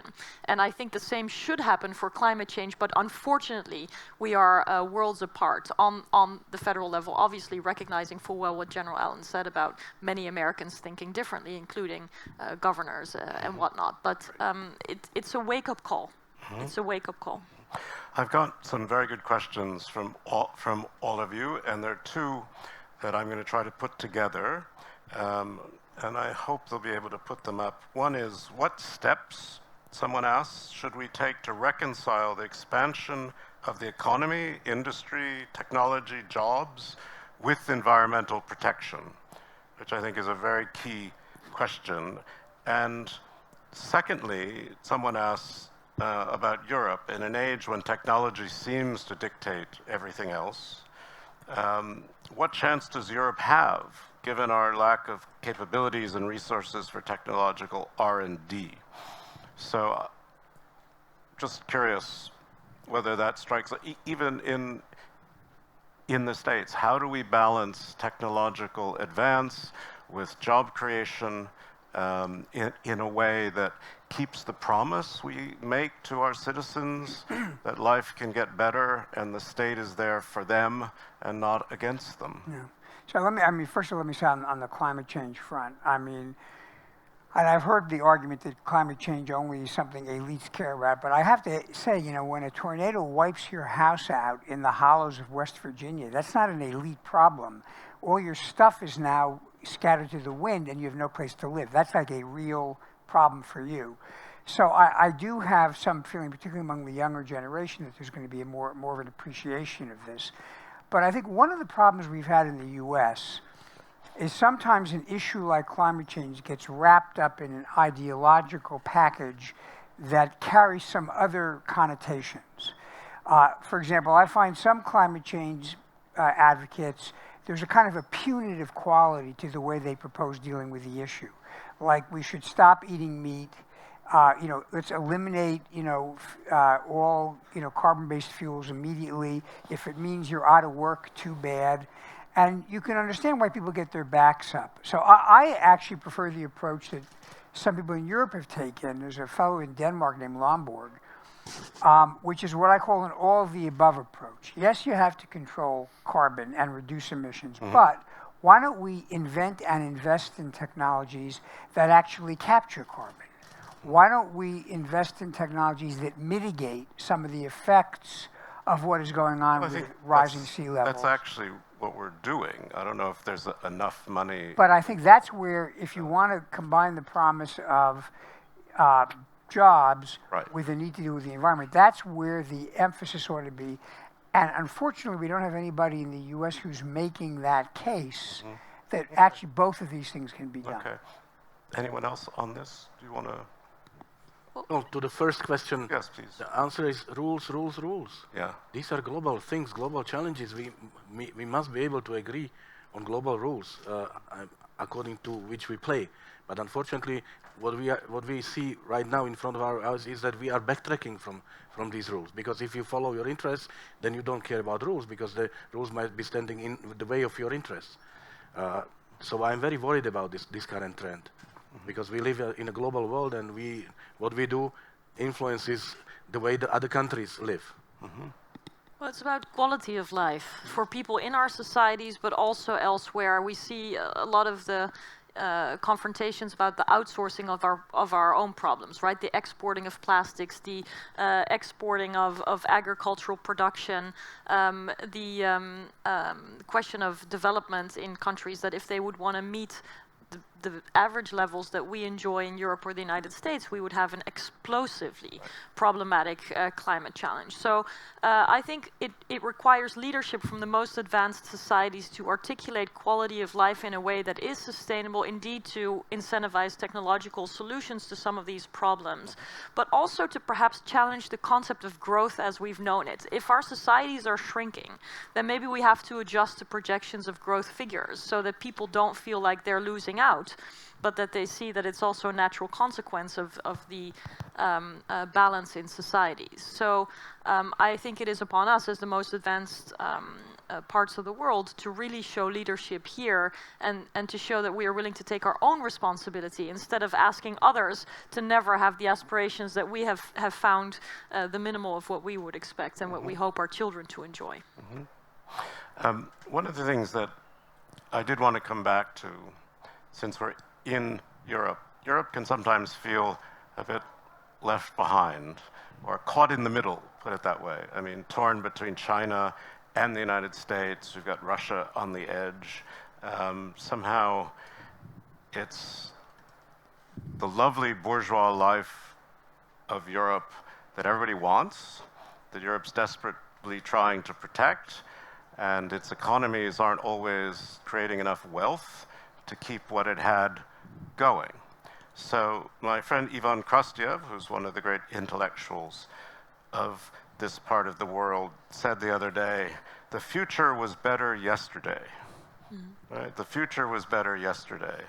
And I wonder how much in your, particularly Mr. Lajcak, when you're thinking about Europe's role in the world, its ability to have a position that actually matters, that's being listened to. I mean, why isn't this better? Why? I mean, what's wrong with the seemingly inability for Europe to take its place? It's 500 million people, it's this huge economy, but its voice is muted. Why? What's wrong? Well, let me start by saying that I'm a Europhile. I've dedicated my professional life to bring my country in the European Union. I have worked for the European Union, in the European Union, so when I say something critical of the EU, it's not because I belong to those who believe that That's okay. Okay, that's a given. Go ahead. Now say something critical. Well, these last 5 years were not a good period for the European Union. The Commission, if you remember, started with the manifesto that spoke about the employment of young people. You remember the Juncker plan for boosting investment. But then all this was crashed because of the wave of migration, to which we proved to be unable to react properly. And of course, the arrival of the new administration in the United States. And ever since, we are struggling. We are dragged by events rather than promoting our own agenda. And the feeling is that we have the luxury to fix our own house and without looking outside. So Europe is a leader when it comes to our vital interests. Trade, Europe is a superpower. When it comes to global responsibility, climate, Europe is a trendsetter, a role model. Europe is the only global actor who still speaks about values and who still speaks about human rights. But when it comes to foreign policy, Europe does not exist. There is not a single crisis in the world where Europe will be in the lead, or where Europe even would be playing a decent role. So this is something that we need to address. We need to be able to define our interest.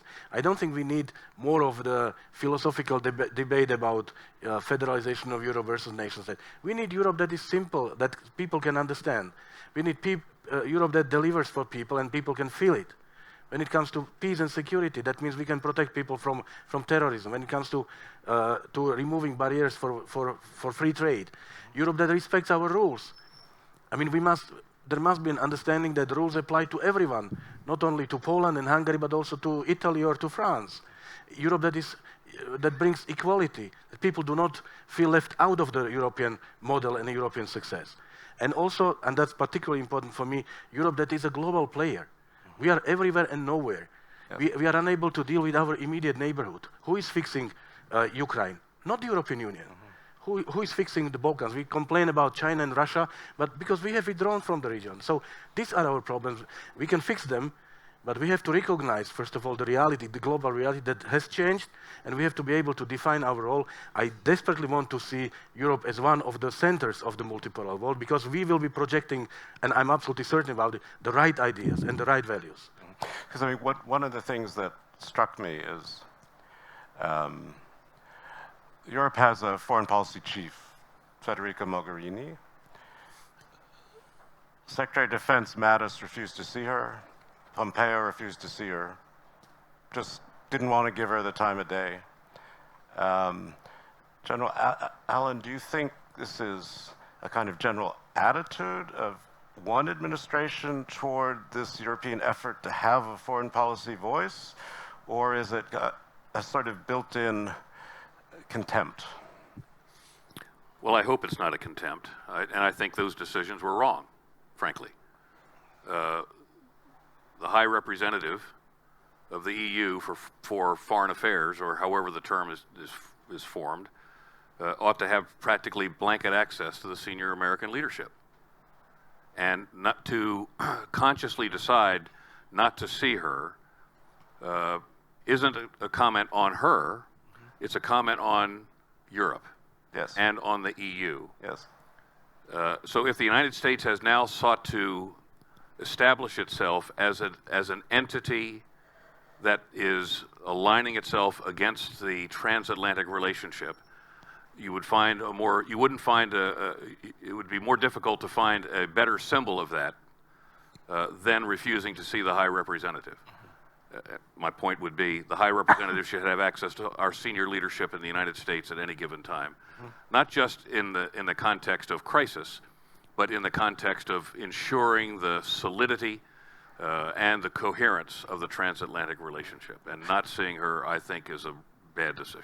Let me yes, just Michael. say, though, I mean, just speaking from the slightly different standpoint, to explain why sometimes it is frustrating for Americans to understand how to deal with the EU. So I'll tell a story. It's frustrating for Europeans, too, sometimes. Yeah, well, that's why I have some understanding of what's underlying this. I'll tell you a story. When we admitted Hungary, Czech Republic, Slovakia into the visa waiver program, which was a very momentous time and a great moment for celebration, we negotiated the various terms with the foreign ministries of each of those countries as well as the other countries. And at the last minute, someone, I won't give a name up, from European bureaucracy was complaining, no, you should negotiate with us. And when we explored exactly what the authorities were, it became clear that really all the bureaucratic person could do would be to say no to things. But they couldn't actually deliver an affirmative agreement. And I'm told that there was, when it looked like this last-minute entry might derail the effort to negotiate the agreements, I'm given to understand that the countries became very angry at the European Commission. Ultimately, we said, look, we're going to negotiate with the people who can deliver an agreement, not just those who can say no, and we went ahead and had the visa waiver program. So I guess, an issue for Americans is not always being sure exactly what the array of authorities is among the European institutions and the national institutions, particularly in my area of security. That's always been a little, shall we say, obscure for Americans. Yeah. And I think that creates part of the challenge. Yeah. Well, I really am sorry to say we've pretty much run out of time, which is a great tragedy. I think we could have gone on quite a lot longer. And I'm sorry if I didn't get to more of your questions. We had like an hour. I think everybody's tired. You've had a very exciting couple days. So what I would like, first of all, to thank the panel for indulging all of us and sharing wisdom. So let's give them a round, please.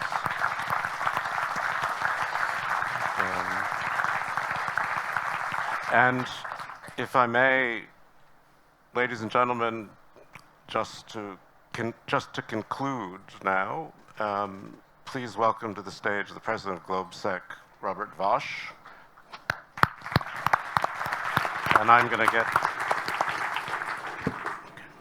Thank you very much, and thank you to the excellent panelists. It was a very good panel, and very interesting debates in the last 3 days.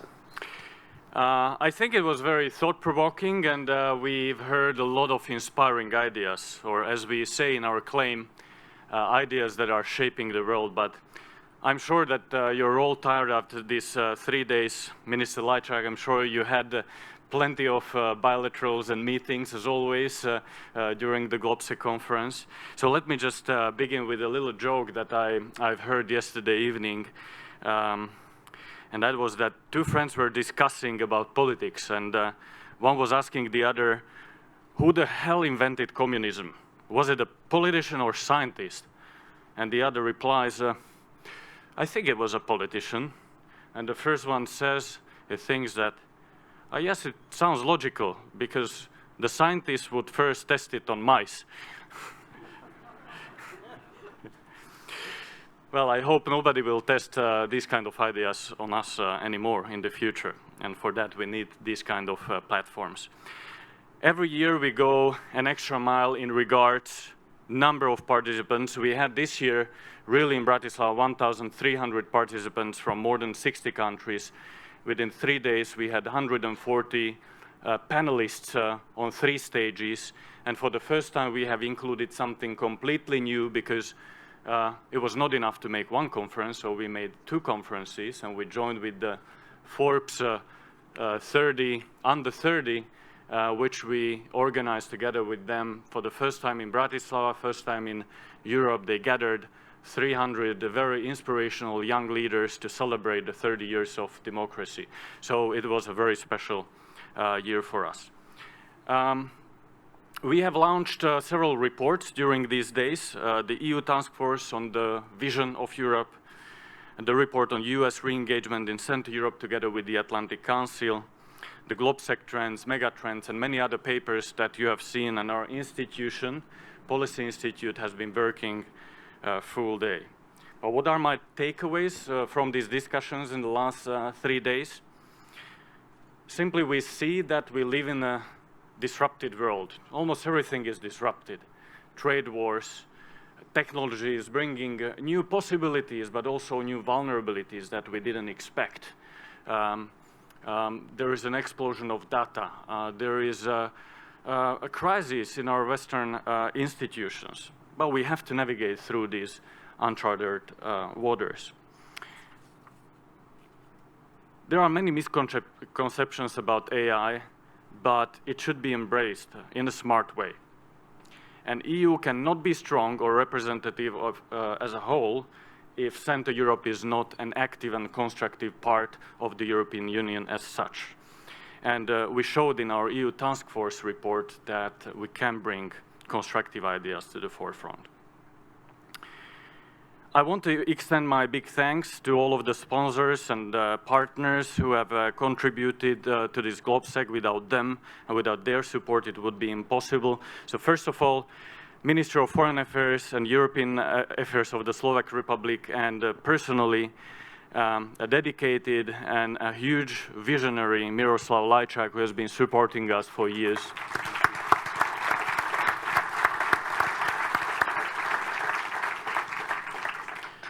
International Visegrad Fund, NATO, Czechoslovak Group, KMW, Philip Morris, AT&T, and MSD, and many others that you have seen here.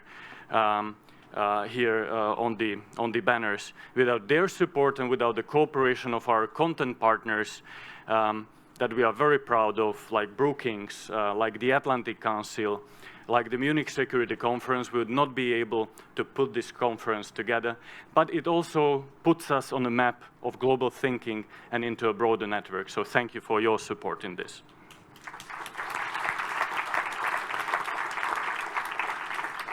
My special gratitude goes also to distinguished individuals and friends who have been advising us through all the year. Ambassador Rastislav Káčer. Rastislav, are you here? There in the back. Ivan Korčok. Ivan, you're not in the room. Great. I hear you, Ivan. And Vasil Hudak. I don't know if you are here. If not, thank you for your help. But all this would never be possible without the dedication of an international team. Now, GlobSec hires, or in GlobSec we have 75 people working full-time through the year from 12 nationalities who come to Bratislava to start to change the world from here. So nobody would expect that they would come to Bratislava to make an impact from here. But actually they do, and we have gathered more than 150 interns who have been helping through these days. They have not been sleeping in the last days, so I think they are very much looking forward to the close of this conference. So please give them a huge, huge applause.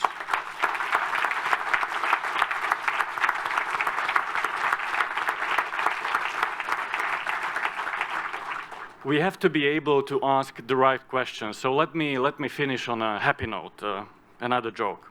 Sherlock Holmes and Dr. Watson decide to go on a campaign trip. After dinner and a bottle of wine, they lay down for a night and go to sleep. Some hours later, Holmes awake and nudged his faithful friend and asked, Watson, look up the sky and tell me, what do you see? Watson replied, I see millions of stars. So what does it tell you? Watson pondered for a minute, and he says, astronomically, it tells me that there are millions of galaxies and potentially billions of planets. Astrologically, I observe that Saturn is in Leo. Horologically, I deduce that the time is approximately 3:15. Theologically, I can see that God is all-powerful and that we are all small and insignificant. But what does it tell you, Holmes? Holmes was silent for a minute and then he spoke up. Watson, you idiot. Someone has stolen our tent. So I believe this joke has a good point, because it's not enough to ask questions and answer them. But these have to be relevant questions and relevant answers. And every year we do this at the GlobSec Forum, thanks to all of you who have traveled here and who helped us to navigate through the disrupted waters. Thank you for coming.